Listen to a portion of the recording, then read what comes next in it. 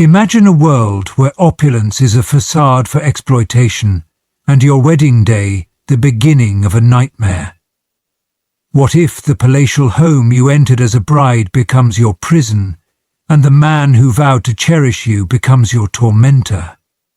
In this story, a young woman's dreams of a prosperous new life are shattered as she steps into a reality where every luxury conceals a lurking horror, and every gesture of affection hides a motive so dark it could only end in tragedy. Before we delve deeper into this web of intrigue, make sure to subscribe and hit the notification bell. Now, let's crack this case wide open. In 2019, beneath the dazzling skyline of Dubai, a city synonymous with wealth and modernity, a hidden truth crawled through the shadows, preying on the vulnerable. Today we delve deep into the haunting ordeal of Amina Patel, a bright-eyed 17-year-old from the bustling streets of Hyderabad, India. Driven by the hope of lifting her family out of grinding poverty, Amina embraced a marriage proposal that promised a new beginning. She found herself ensnared in a web of deceit, isolated miles away from home, in a world where her voice could find no echo. This isn't just the story of Amina's fight for survival in a gilded cage. It's a window into a disturbing trade that thrives in the dark corners of opulence, where human lives are traded under the guise of matrimony. As tourists flock to Dubai, drawn by its towering skyscrapers, luxurious shopping centres and sprawling resorts, few are aware of the grim underbelly of this glittering emirate. Beyond the facade of wealth and progress lies a distressing reality: the illicit trade of bride trafficking. Each year, countless young women from South Asia, particularly from impoverished areas of India, are lured into the United Arab Emirates with promises of a prosperous life through marriage. Amina Patel was one such woman. With her family mired in poverty, the prospect of a marriage to a wealthy foreign suitor seemed like a lifeline. But what begins as a dream of escape quickly dissolves into a nightmare. These young women, hopeful and unsuspecting, are not just moved across borders into opulent homes, they are trafficked into a life of servitude and abuse, away behind the luxurious veneers of private estates. This juxtaposition of Dubai's luxurious external image with the harsh realities faced by victims like Amina underscores a critical, ongoing crisis, one that challenges the ethical fabric of a global city touted as a pinnacle of modernity and glamour. Amina Patel grew up in the narrow, bustling lanes of Hyderabad, a city steeped in history but marred by pockets of deep poverty. The eldest of 4 daughters, she was a beacon of hope for her family. Her father, a once vibrant worker, had suffered a debilitating injury that left him unable to provide, plunging the family deeper into financial despair. Amina, bright and ambitious, excelled at school and dreamed of becoming a teacher to lift her family out of their circumstances. However, the harsh realities of their life meant daily survival often overshadowed her dreams. With the family's income dwindling, Amina's mother took up multiple menial jobs, but it was barely enough to cover the rent and feed her daughters. It was in this backdrop of vulnerability that the family became a prime target for a broker. This broker, disguised as a Welsh wisher, frequented impoverished neighbourhoods, searching for potential brides to sell to wealthy suitors abroad. Promised a life of comfort and luxury for their daughter and financial support for themselves, Amina's parents were swayed by hope and desperation. They were led to believe that marrying off Amina to a wealthy foreigner was not just an opportunity for a better life, but a duty they owed to their daughter to save her from their fate of poverty. The marriage proposal for Amina was cloaked in grandeur and promises of a fairy tale life. Sheikh Faisal bin Zayed Al Nahyan, a name associated with wealth and influence in Dubai, was presented to her as a benevolent and affluent suitor who could provide her with a life far removed from the struggles of her past. The wedding, a swift and glittering affair, was more transactional than traditional. It took place not in the presence of friends and family, but over a video call, where vows were exchanged in languages she barely understood amidst the sterile opulence of a lawyer's office. Arriving in Dubai, Amina was initially dazzled by the lavishness of her new home. The palatial estate boasted sprawling gardens, opulent halls, and a level of luxury she had never known. This, however, was merely the veneer of a much darker reality that soon unveiled itself. The Sheikh, who had appeared charming and attentive from afar, became a different person entirely, controlling and cold. Amina's movements were monitored, her communications were restricted, and she found herself increasingly isolated. The staff, while polite, were under strict orders not to engage in any meaningful interaction with her. Cameras watched her every move, and the beautiful walls of the palace felt increasingly like the bars of a cage. The promises of companionship and care turned into mandates of obedience and silence. Her life, once filled with the chaos and warmth of a close-knit family, was replaced by a scripted existence, where her every action was dictated and scrutinized.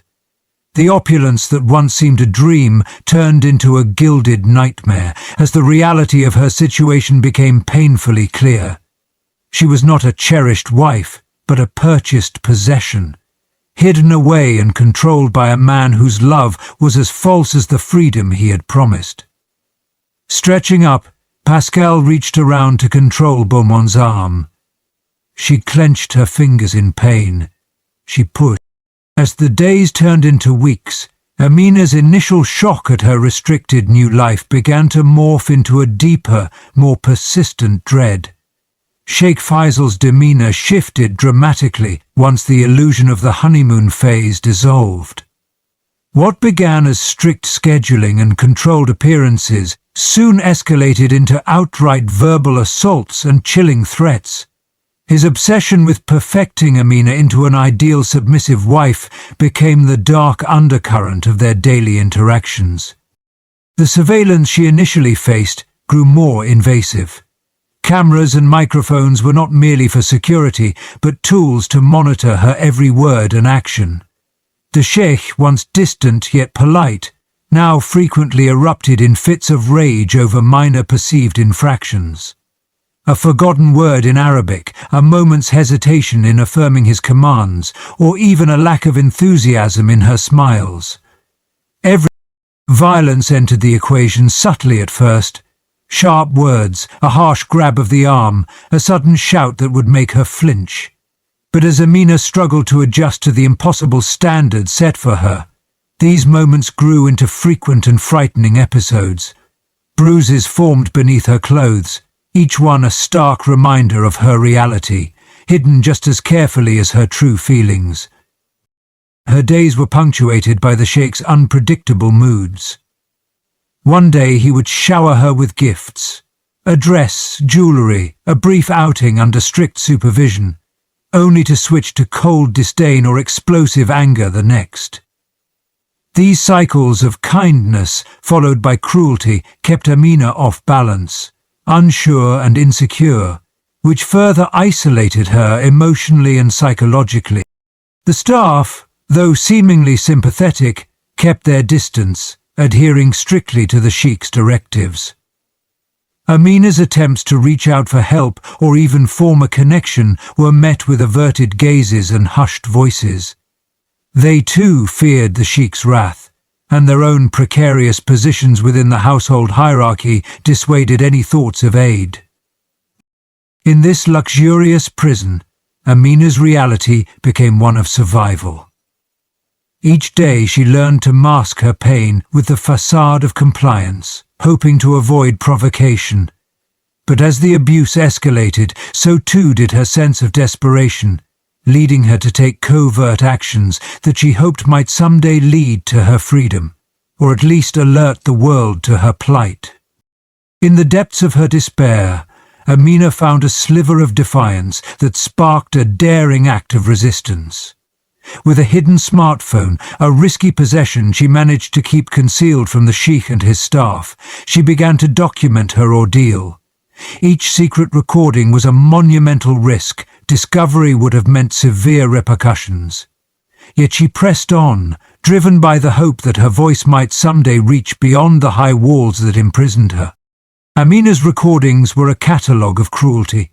With hushed tones, and often in the dim light of her room, she narrated incidents of abuse, capturing the sounds of her own stifled cries and the harsh timbre of the Sheikh's threats. She chronicled each episode with meticulous detail, dates, times, descriptions of physical and emotional injuries, and the ever-tightening restrictions around her. Over time, these recordings numbered 143, a stark testament to her prolonged suffering. A young bride, once isolated and silenced, transformed her captivity into a documentary of evidence. She used her intellect and resourcefulness to hide the phone in various parts of her living quarters, moving it frequently to avoid detection. The phone became her lifeline, not only a repository of evidence, but also a beacon of hope that her story might lead to rescue or, if not, to justice if the worst were to happen. Amina's actions were not without close calls. On several occasions she narrowly avoided discovery by the Sheikh or by housekeeping staff who might unwittingly stumble upon her hidden device during their routine cleanings.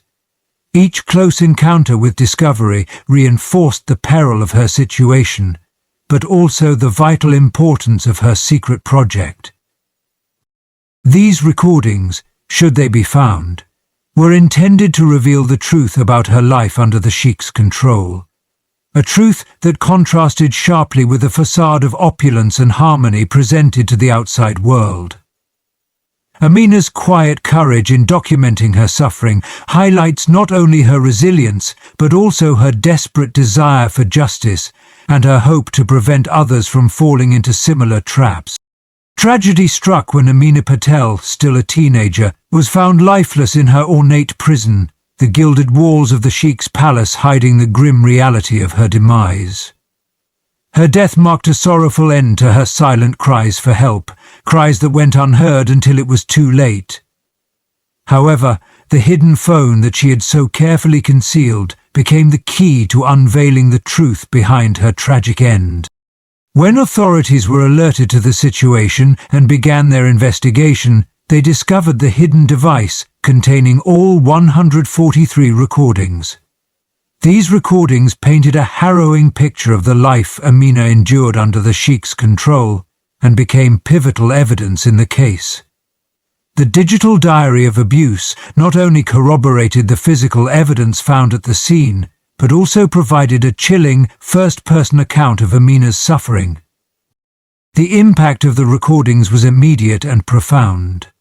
The content triggered an international outcry, drawing attention from human rights organizations, media outlets, and government bodies worldwide. The public was outraged by the stark contrast between the Sheikh's reputable public persona and the monstrous private life Amina had recorded. Authorities in both the UAE and India collaborated more closely than ever before in response to the media storm and public pressure, leading to a rigorous investigation into not only the circumstances surrounding Amina's death, but also the broader issue of bride trafficking in the region. The case prompted law enforcement to scrutinize previously overlooked reports of similar cases, and what had been hidden under layers of wealth and power began to surface. This discovery had far-reaching implications. It not only brought justice to Amina's case, but also shed light on the dark corners of a trafficking network that had operated with impunity for years. The recordings, a testament to Amina's bravery in the face of unimaginable adversity, transformed her from a victim to a catalyst for change, sparking debates and policy reviews concerning the safety and rights of foreign brides in the Gulf states. The news of Amina's death and the chilling evidence she left behind sent shockwaves through her hometown of Hyderabad and beyond. In Hyderabad, her family, already burdened by grief and guilt, grappled with the devastating reality of her fate. They faced their worst fears: Not only had they lost Amina, but they had unknowingly sent her into a situation from which she could not escape. The community around them, previously unaware of the true dangers of bride trafficking, began to view these overseas marriage proposals with suspicion and dread. Globally, Amina's story resonated with many and sparked a heated debate on the ethics and legality of bride trafficking.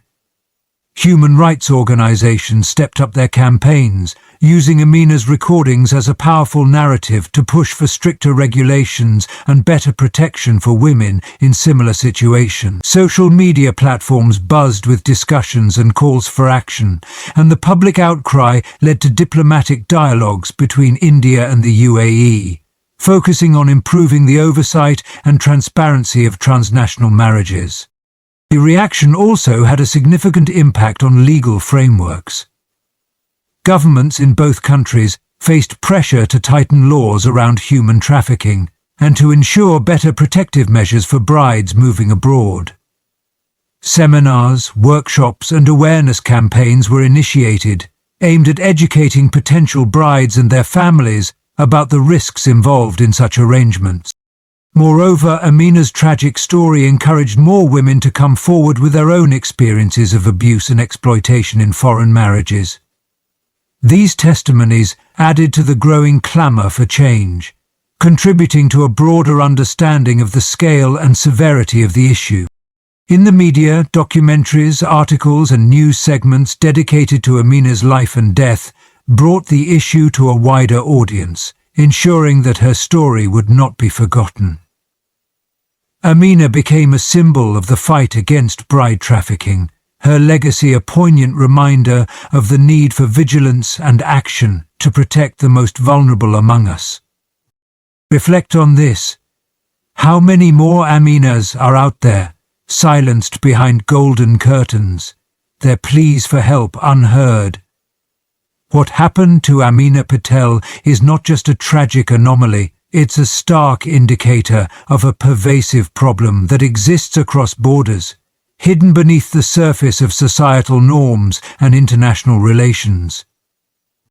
Why should the luxury of one come at the life of another? How can we stand by while such atrocities are masked as marriage and misrepresented as opportunities? Amina's courage to document her nightmare has torn the veil from this dark trade. But it is up to us to lead the charge against these injustices. Are we doing enough to protect our sisters, our daughters, our friends from falling into similar traps? Share this story to ignite a flame of awareness. Talk about it in your circles. Are these discussions happening in your community, in your government? Demand action. Engage with those who can make a difference. Subscribe to our channel for further updates and support organizations fighting against bride trafficking. This is not just about watching and forgetting, it's about acting and remembering. Will you join us in this fight? Will you help us ensure that Amina's voice, her story, does not fade into silence? Let's not wait for another tragedy to befall another innocent soul. Act now, spread the word, and be a part of a movement that demands a safer, just world for all. If you haven't already, please take a moment to subscribe to our channel and turn on the notification bell so you never miss an episode. Next time, we'll uncover another case where betrayal, secrets, and unimaginable decisions changed lives forever.